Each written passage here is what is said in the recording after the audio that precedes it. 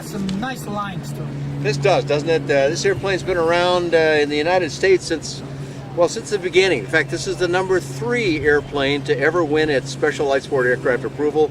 Way back in the beginning, back in April of 2005, when the very first of these got certified. But then they kind of went back, like some of the other companies have done, and said, you know, it needs to be just a little different for the U.S. market. So they came out with the Allegro 2007, on which they made some really nice changes. Some of which may be, you want to maybe pan your camera back to the tail.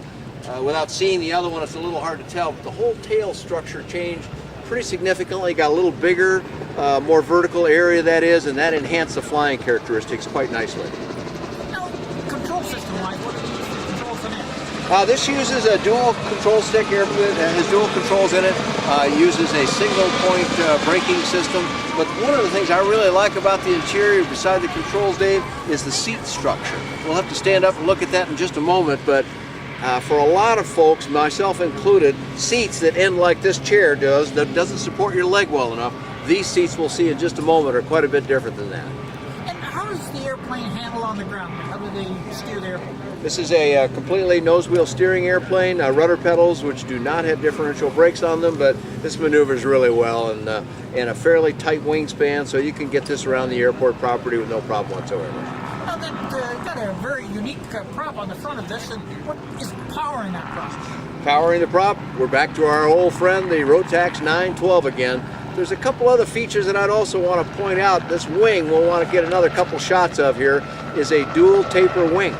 That is, not only does the trailing edge taper, but the leading edge tapers, but in addition to that, it's compound in that the leading edge is not just a straight line. It gives it kind of a nice, elegant look and enhances its performance and its stall characteristics a little bit. Now, the body looks like it's composite, but I don't think the wing is. That's right. Up here we're seeing fiberglass like we often see, but the wing itself is an all-metal wing. So this is really a true composite in the sense that it uses different kinds of materials where they're best achieved.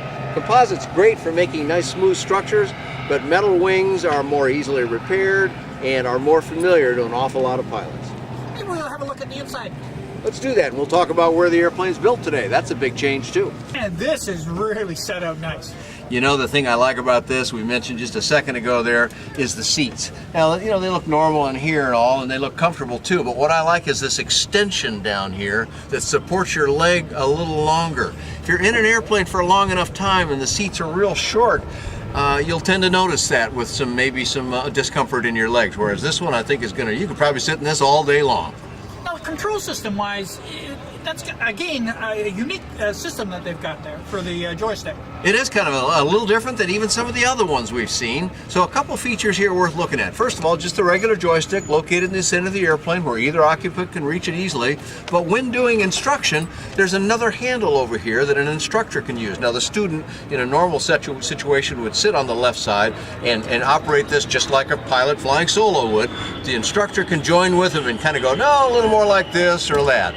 Also, the brake, it's a handbrake situation, but if you look kind of closely down here with your camera, you'll see some notches on here, and that's a parking brake arrangement that I probably can't even squeeze on from my reach right here. But anyway, that'll go down there. It's a hydraulic system, you can see, and with these little notches, you can lock it in for a parking brake add-on.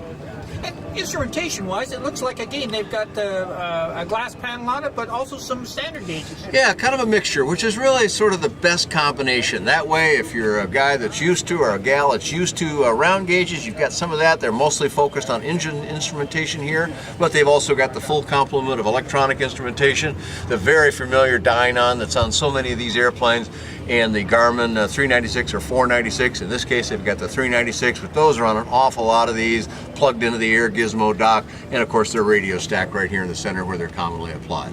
And again, visibility, I mean, the doors look like they're bowed out a little bit, and you've got the skylight and the windscreen is all great for visibility. That's right, and if you look kind of right over my head here, you can see there's a little hand grip here to pull the door down. That's nice. We appreciate their thoughtfulness that way, but also this nicely carpeted finish here. When that comes down, that's going to make an armrest for you, which is kind of one of the things I always like about airplanes. But gee, yeah, look out of this airplane. You notice up here, if you can get your camera up high enough, there's a little tint factor up here applied to the top, so you don't get the sun beating in on you quite so much. But man, I can see those beautiful blue cumulus clouds up here real easily, and I can see all over the place in this airplane. The last thing that's really important about this airplane is this has been a Czech-built airplane, and that company ran into some financial troubles, which caused an American importer a little headache, but they've now taken over everything, bought the design rights, bought the tooling, and it's now a made in the USA airplane. And do you have a flight report on this airplane?